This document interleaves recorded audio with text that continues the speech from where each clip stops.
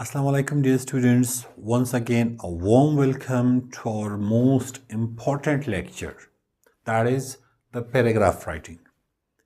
essay पे directly जाने से पहले आई थॉट कि we shall know the base जिससे आपका essay बना हुआ है. हमने sentences देख लिए.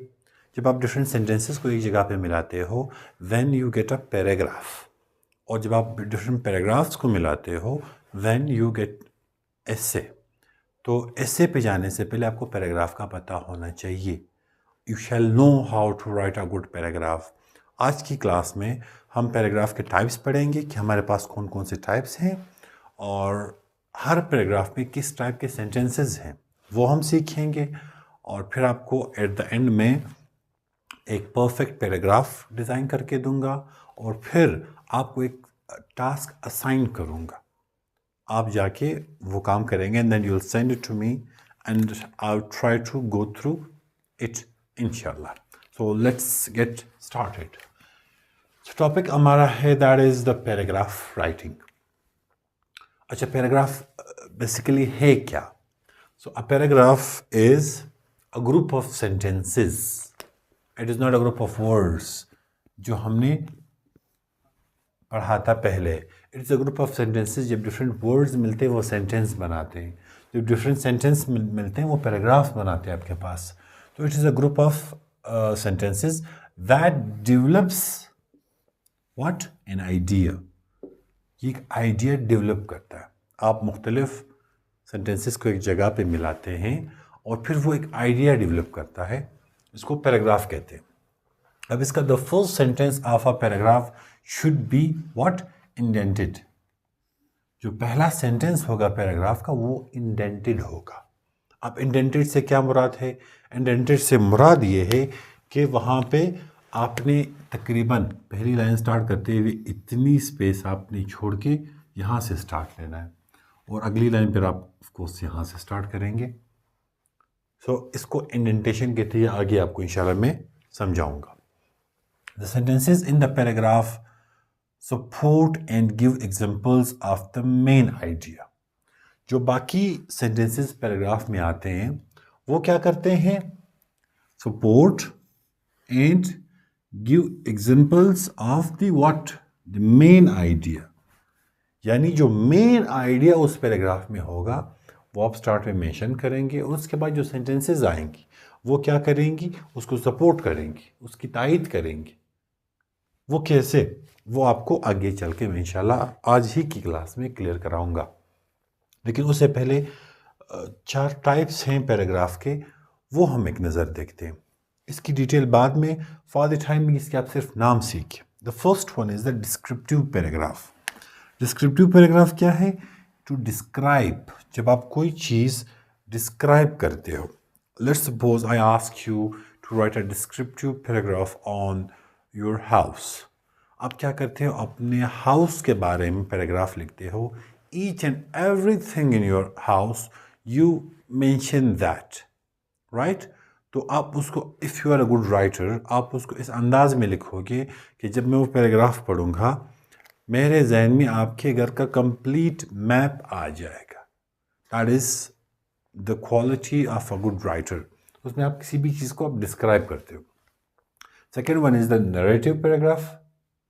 कीपिंग इन माइंड हम ऐसे नहीं पढ़ रहे, यही टाइप ऐसे के भी हैं. फॉर द टाइमिंग हम पैराग्राफ की बात कर रहे हैं. नरेटिव पैराग्राफ में हमारे पास है टेल अ स्टोरी. इसमें हम कोई स्टोरी नरेट करते हैं, कोई स्टोरी किसी को सुनाते हैं. जिस तरह से आपका डायरेक्ट और इनडायरेक्ट है नरेशन, इसी तरह यहाँ पे भी आप कोई स्टोरी सुनाते हो, कोई वाक़या सुनाते हो, किसी चीज़ का जिक्र करते हो. सो वो पैराग्राफ आपका नरेटिव पैराग्राफ बन जाता है. Then comes the persuasive paragraph. Persuasive में आप क्या करते हो? You persuade. आप अगले बंदे को कायल करते हो. किस चीज़ के थ्रू? लॉजिक्स के थ्रू, रीजंस के थ्रू. आपको एक पॉइंट दिया जाता है और आप उस पर दलाइल देते हो, एक साइड ले लेते हो, उसको फिर प्रूव करते हो, अगले को कन्विंस करते हो कि ये चीज़ मान जाए. Convince a reader.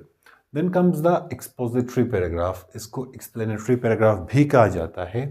इसमें आप क्या क्या करते हो? Gives information. आप इंफॉर्मेशन देते हो. आप स्टेट्स देते हो, फिगर्स देते हो, सर्वेस के रेफरेंसेस देते हो, बुक्स के हवाले देते हो और अपनी बात वहाँ पे रख देते हो। यहाँ पे इस एक्सपोजिटरी पैराग्राफ में आपके पर्सनल ओपिनियन नहीं है, परसुएसिव में आपकी पर्सनल ओपिनियन है। यहाँ पे आप सिर्फ उनके सामने डेटा रख देते हो कि this is what it is, बाकी रीडर आप जानो, आपका काम जाने। ये हम इंशाल्लाह आगे जाके फिर मज़ीद डिटेल से वन बाय वन इसको कवर करेंगे। तो अब हम आते हैं पैराग्राफ के स्ट्रक्चर पे कि पैराग्राफ में बेसिकली होता क्या है। पैराग्राफ में आपके पास 3 सेंटेंसेस होती हैं। First one is the topic sentence. मैं अपने बच्चों से क्लास में कहता हूँ, अगर आप सुन रहे हैं तो यू वुड सेकेंड में, कि ये 3 सेंटेंसेस हैं। 3 सेंटेंसेस लोगों को नहीं आते। वो क्या करते हैं, ज़िंदगी भर एग्ज़ाम्स दे रहे होते हैं और ये 3 जुमले नहीं कर पा रहे हैं। तो ये पैराग्राफ उनको पढ़ाने से पहले सट के सर इसमें क्या है, 3 सेंटेंसेस ही तो हैं। मैंने कहा इसमें लोगों की उम्र गुजर जाती है ये 3 जुमले लिखने में। They do not know how to put the right sentence at the right place. जब तक वो ये सीखते हैं तब तक वो कमीशन में ओवरेज हो जाते हैं, राइट। तो टॉपिक सेंटेंस आपका है, ये क्या है, और सपोर्टिंग डिटेल्स और कंक्लूडिंग सेंटेंस, इन तीनों का अब हम अलग अलग एक एक करके देखते हैं। पहला हमारे पास आता है टॉपिक सेंटेंस। इसके नाम से ही यू कैन गेस कि टॉपिक सेंटेंस क्या हो सकता है। एक सेंटेंस है जो कि टॉपिक को बताता है। It tells the reader the main idea of the paragraph. क्या बताता है? Main idea of the paragraph. ये सेंटेंस पढ़ने पर आपको बिल्कुल इस पैराग्राफ का, वो इंग्लिश में कहते हैं क्रक्स जो है वो आपको समझ आ जाएगा कि इसमें एग्जैक्टली ये बंदा इस पूरे पैराग्राफ में क्या कहना चाहेगा, right. Shall contain only one main idea. इस चीज़ की आपने केयर करनी है कि आप सिर्फ वन मेन आइडिया की बात आप इसमें करेंगे। एक paragraph will go with only one idea. आप एक पैराग्राफ में एक से ज़्यादा चीज़ें बयान नहीं कर सकते हो। अगर आपने किया फिर आपके साथ वही होगा एक्सक्यूज मी, जो आपके साथ होता आ रहा है, right. Then should be specified and detailed. Specific and detail जो है, इन दोनों वर्ड्स को आप देखें, आपने स्पेसिफिक भी होना है और डिटेल्ड भी होना है। दैट इज़ वेरी डिफ़िकल्ट, ये नो डाउट बड़ा मुश्किल काम है। और ये कैसे होगा, आई विल टेल यू इंशाल्लाह। Then it can be at any place in the paragraph. ये जो टॉपिक सेंटेंस की बात हो रही है, आपके पैराग्राफ में स्टार्ट में भी आ सकता है, मिडल में भी आ सकता है, समटाइम्स एंड में भी आ जाता है, समटाइम्स, लेकिन मोस्ट प्रेफरेबली जो है वो आपका है, आप इसको स्टार्ट में लिखिए। जब आप स्टार्ट में लिखेंगे तो उसमें फिर आप उसको जस्टिफाई करेंगे, उसको सपोर्ट करेंगे, तो go for this topic sentence in the start. ये आपका हुआ क्या, टॉपिक सेंटेंस। इसमें हमने क्या पढ़ा, ये रीडर को मेन आइडिया के बारे में बताता है, इसमें एक ही आइडिया होता है, और पैराग्राफ में आप इसको बेशक स्टार्ट में ही रखें। ये आपका topic sentence. Then comes the supporting details. नाम से ही जाहिर है, ईद ही बना हुआ है, ये सपोर्टिंग डिटेल्स है आपकी। और इसमें क्या किया जाता है, वो जो आपने पहले बात की उस पर अब आपने खड़े रहना है। अब आप क्या करेंगे, जितनी भी आप डिटेल्स देंगे वो इस बात से एग्री करनी चाहिए जो आपने टॉपिक सेंटेंस में कही, राइट। जब एक बंदा आपका जो दोस्त है वो कोई पॉइंट कह देता है, फिर आप सारे मिल के उसके पॉइंट को कह रहे कि हाँ ये सही है, आप उसको जस्टिफाई कर रहे होते हो, तो यहाँ भी आपने ऐसे ही करना है। अब इसमें पढ़ते हैं क्या है हमारे पास, sentences that are connected to main idea, they include information or details required to understand the topic sentence. इसमें क्या है, sentences that are connected to the main idea, ये सारे sentences जो supporting details में हैं ये main idea के साथ आपके connected होंगे। They include information or details required to understand the topic. इस टॉपिक को समझने के लिए यहाँ पे आपके पास डिटेल्स आएंगी, किसमें, सपोर्टिंग डिटेल्स वाले सेंटेंसेस में। और सेंटेंसेस शैल बी ऑर्डर्ड, ये बड़ा इंपॉर्टेंट है, इट नीड्स अटेंशन। इसको आप ऑर्डर से रखेंगे, और वो ऑर्डर कौन सा है, पहले आप टाइम मेंशन करेंगे, फिर लोकेशन मेंशन करेंगे, फिर कोई एविडेंस है, कोई सबूत वगैरह वो, फिर कोई मिसाल देंगे, फिर वो कोई इवेंट आता है, एंड उसके बाद उसकी इम्पोर्टेंस है। ये अगर आप कर पाए बाय एनी चांस, तो आप इंशाल्लाह एक इंतहाई बेहतरीन पैराग्राफ लिखने के काबिल होंगे, बल्कि आप हो चुके होंगे जब तक आप ये चीज़ें अप्लाई कर रहे हैं, और ये अपकमिंग पैराग्राफ में हम अप्लाई करेंगे इंशाल्लाह। टॉपिक सेंटेंस हुआ, सपोर्टिंग डिटेल्स हुआ, अब आते हैं हम क्लोजिंग स्टेटमेंट पे। यानी आपके पास एक सेंटेंस में एक पैराग्राफ में 3 ही सेंटेंसेस होती हैं, उनमें से 2 हमने पढ़ लिए, अब बातें हैं तीसरे वाले पे। ये क्या करता है, क्लोजिंग स्टेटमेंट और कंक्लूडिंग सेंटेंस इसको कहा जाता है। Sums up, reminding the topic, ये आपने जो पॉइंट बनाया उसको सपोर्ट किया। क्लोजिंग स्टेटमेंट में आपने कुछ नया नहीं कहना, आप सिर्फ वही कहेंगे जो आपने पहले कहा हुआ है, सम अप करेंगे पूरे पैराग्राफ को। और restate the topic sentence in some different words, यही बात जो आपने यहाँ कही होगी वही बात आप यहाँ बयान करेंगे, लेकिन इन सम डिफरेंट वर्ड्स, आपके कुछ वर्ड्स जो हैं वो थोड़े डिफरेंट होंगे। ऐसा नहीं कि यहाँ आपने जो का एग्जैक्टली वही line as it is copy करें, नहीं, वही आइडिया होगा लेकिन वर्ड्स आपके डिफरेंट होंगे। उस पे एक शेरे के सिर्फ अंदाज़ बयां रंग बदल देता है, वरना दुनिया में कोई बात नई बात नहीं। तो अंदाज़ बयां आपने यहाँ पे चेंज करना है। Then comes summarises the paragraph, आप इस पूरे पैराग्राफ को जो आपने लिखा है उसको आप समराइज करेंगे, राइट। आपने स्टार्ट लिया, एक बात आपने की, उसको आप सपोर्ट करते रहे, आखिर में उस पे आपने एक अच्छा सा कवर बांध के पैक करके अपने साथ ले गए। So this is how the structure of a paragraph is. अब ये जो थी अभी तक ये सारी थ्योरी थी, हमने थ्योरी पढ़ लिया, ये ऐसा है और वैसा है और वैसा है। Now let's come to the practical thing. ये मैंने थोड़ा सा लिखा, लाइक तंग है, लेकिन यू हैव टू कोऑपरेट।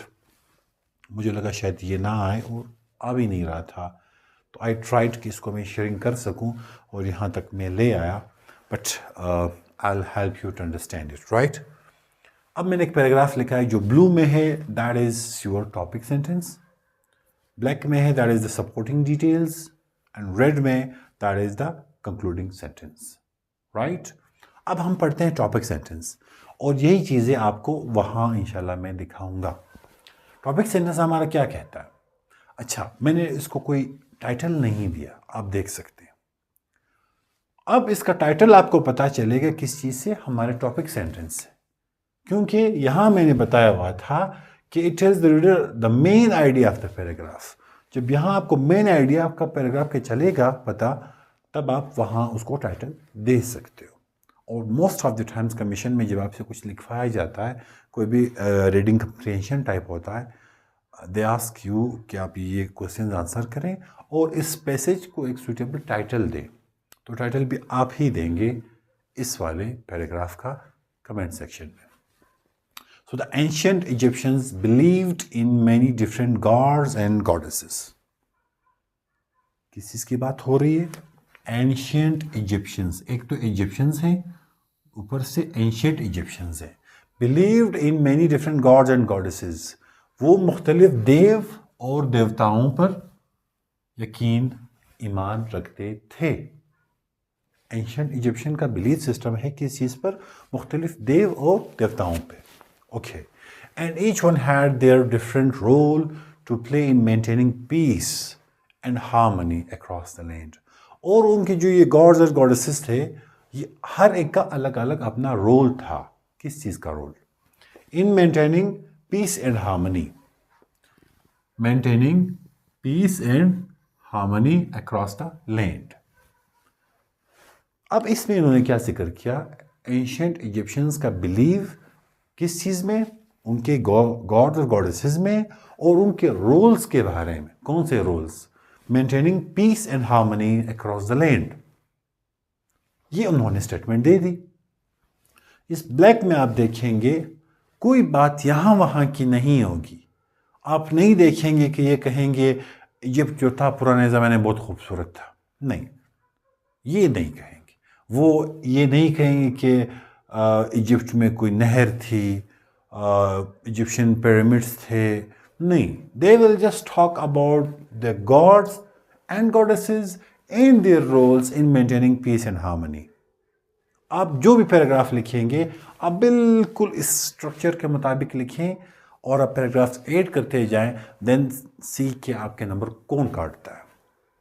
अब हम आते हैं इसके किस चीज़ पे, बॉडी पैराग्राफ पे. बॉडी में हम पढ़ चुके हैं सपोर्टिंग डिटेल्स वाली में, not body paragraph, supporting details में, कि ये क्या करता है, मेन आइडिया को सपोर्ट कर रहा होता है. Okay, so some gods and goddesses took part in creation. वहाँ पे उनकी रोल की बात हो रही थी. यहाँ पे what did they do, they took part in creation, यानी एक रोल इनका बयान किया गया है. Other brought floods every year. कुछ फिर उनके फ्लड्स के गॉड्स थे, फिर उनका रोल बयान किया गया है. सम ऑफर्ड प्रोटेक्शन. कुछ गॉड्स जो उनके थे वो प्रोटेक्शन इनको देते थे. अगेन गॉड्स और उनके गॉड का रोल बयान किया है. And some took care of people after they died.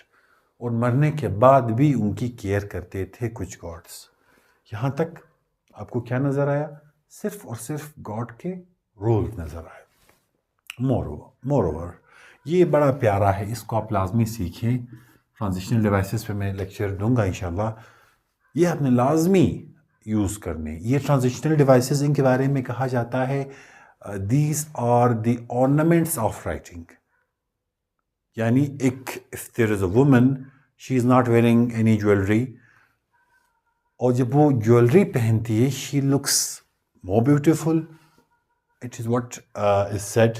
In the same way आपकी राइटिंग जो ज्वेलरी है, that is the transitional devices. Though it is not our topic for the time being, इसको हम आगे करेंगे.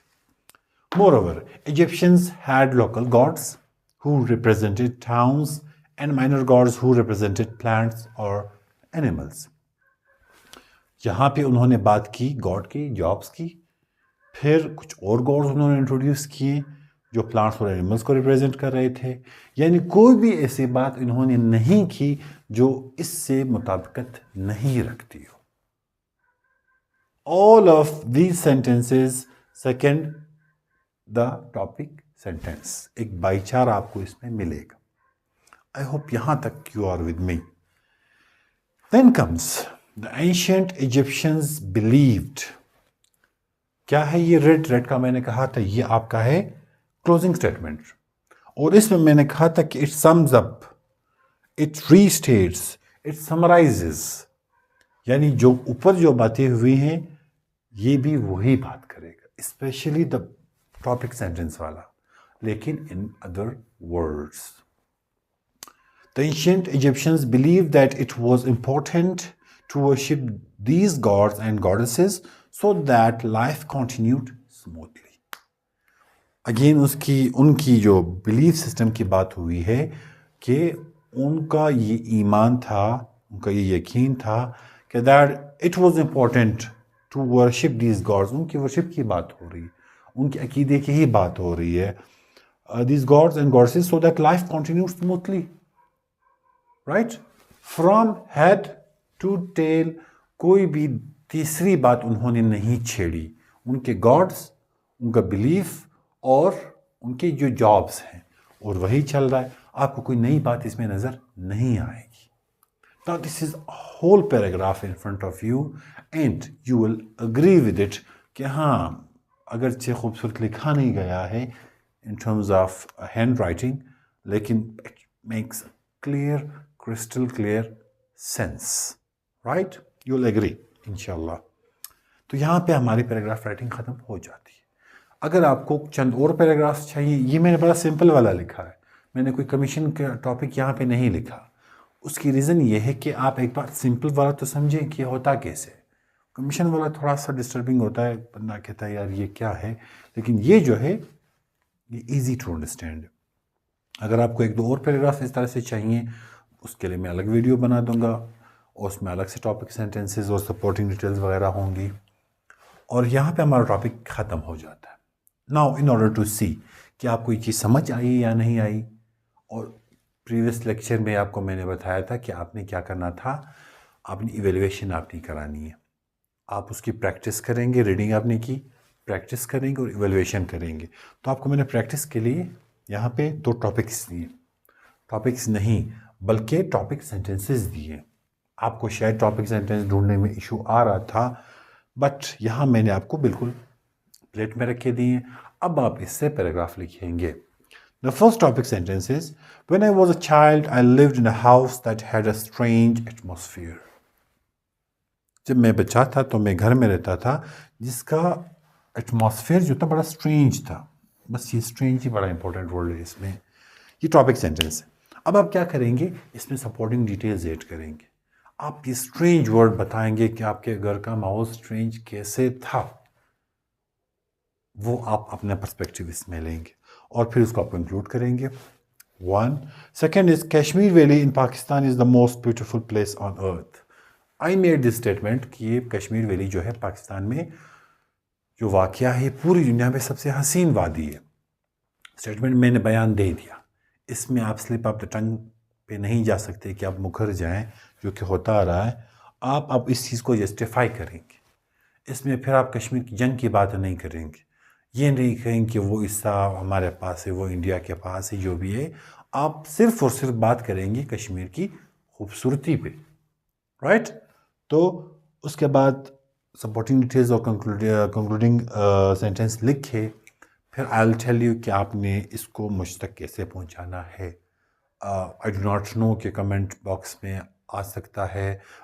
Okay, you can send it to me on the messenger, option तो है Facebook में, अगर फेसबुक पे आप देख रहे हैं। Otherwise I will provide you an email, वहाँ पे आप भेज दें। I will go through it इंशाल्लाह if I found some time.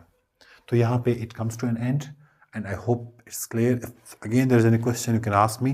तब तक के लिए अल्लाह हाफिज़ and take a good care of your self.